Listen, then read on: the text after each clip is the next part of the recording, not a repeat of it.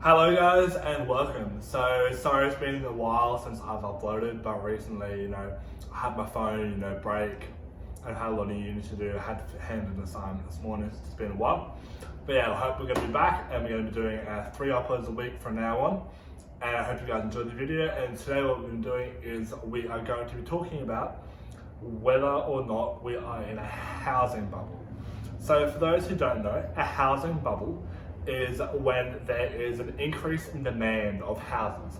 And what this does is it increases the price. So when there's an increase in demand, but there's a limited supply. So if you think of it as a chart, the price of the house will keep going up and up and up, while there's an increase of demand, but the supply becomes limited to the point. And then eventually you get to a point where something happens in the economy, and this bursts the bubble. At this point in the burst of the bubble, what happens is that the demand is no longer there, but however the supply keeps increasing. So what we're going to do today is we're going to talk about whether or not that is true in today's economy, and we'll have a look at what housing has a look for in the future. So roughly in America, Australia and the UK, over the last 9 years, pretty much since the GFC, the housing market in most places has seen a very good increase. So I know in Australia we have roughly seen a 5.5% increase per annum. So that's roughly a 55% increase on housing prices since 2009, which is massive. You're almost doubling. You're halving. You're one and a half times the amount of your house. There we go. Math. So what's happened in the last 3 months is that Corona hit. What's happened with Corona has hit, no one is wanting to go out, buy houses and whatnot. And I know in a lot of places, I know Australia, it actually was banned where you weren't able to actually put your house up for auction or anything like that because no one was able to leave their houses other than for essential things like grocery shopping. So we're going to talk about what the past was like for our real estate market. We're going to look at the renting market as well. So in the past, the real estate market has increased, like I said, 5.5% per annum, and around the year this has been true. However, the economic point of the bubble is that the demand has been increasing, which it has been. The demand has always been there if your price is increasing by 5.5% per year. So that has happened, but the whole point is that the supply is low. But when you look at anywhere, I know especially in Australia, the supply isn't actually at a bare minimum. When you look at it, if you look around and whatnot, there are houses and whatnot that are around. So what's happened with Corona is now that everyone's inside and they can't go out and look at houses and whatnot, the demand for houses has actually kind of stopped and has been put at a standstill. But while that demand has also stopped, the supply has stopped because people don't want to move houses. The only reason why people are moving houses, changing apartments, or the rent is changing at all is because they have to.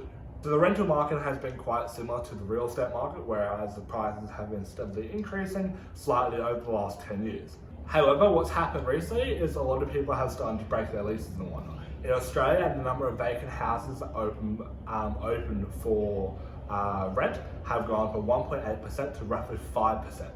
This is a massive increase when you think about it. But in Australia, you have to understand that a lot of our rental and a lot of our demand for our real estate comes from overseas, places like China, Singapore, and whatnot. Okay, so we know right now that in the market, our demand is not where it is, and our supply is not where it is. So what's going to happen to our prices and whatnot? So as our demand goes down and our supply goes down, our price goes down pretty much because less people are going to be wanting to buy. So you're going to have to make them cheaper to entice people to buy.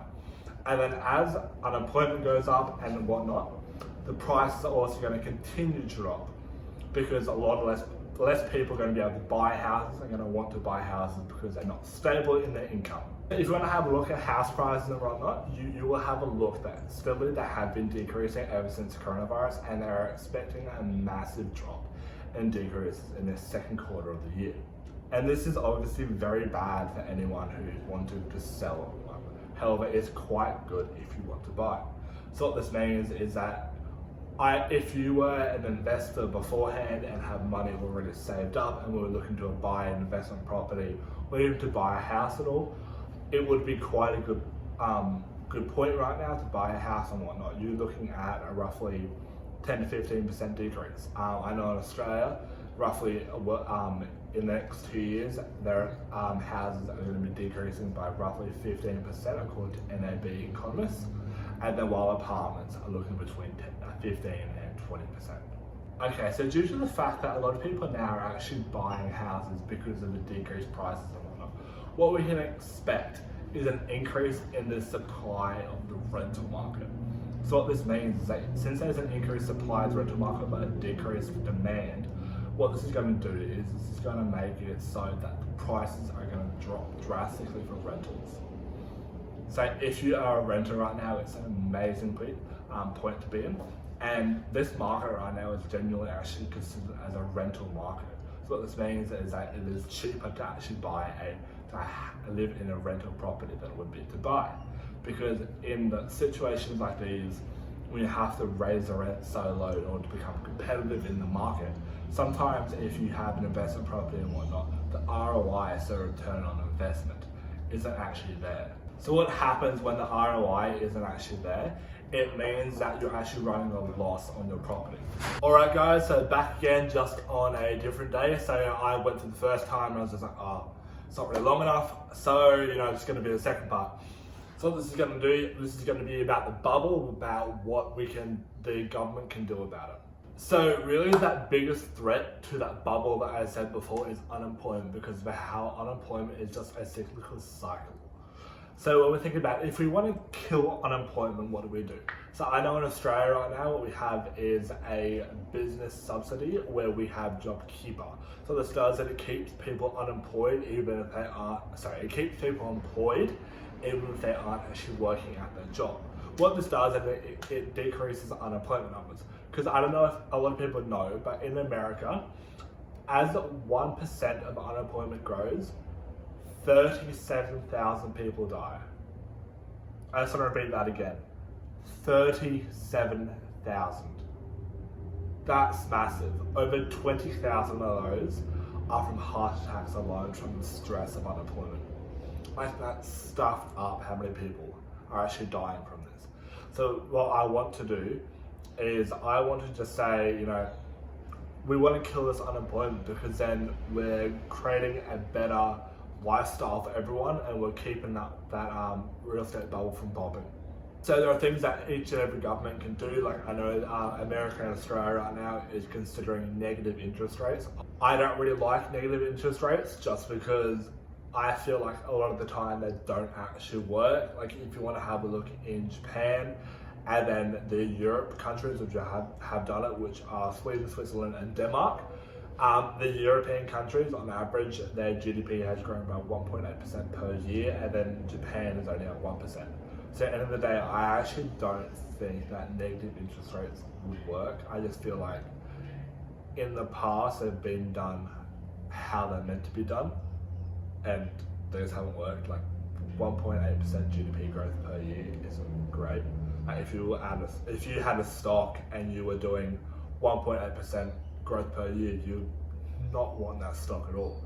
So at the end of the day, I think that's just how it works out. But so when we think about it, do we have a bubble? No, not really. Because in order for us to have a bubble, you have to have a growing demand while our supply kind of stays constant.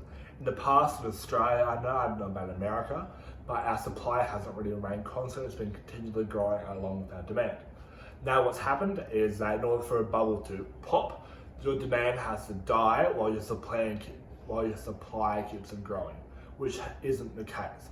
Our demand has dropped while our supply has dropped drastically as well. So at the end of the day, we actually aren't in a bubble such as GFC. So you guys, I hope that's everything you have learnt today. I hope you guys really enjoyed it, and I'll see you guys next time.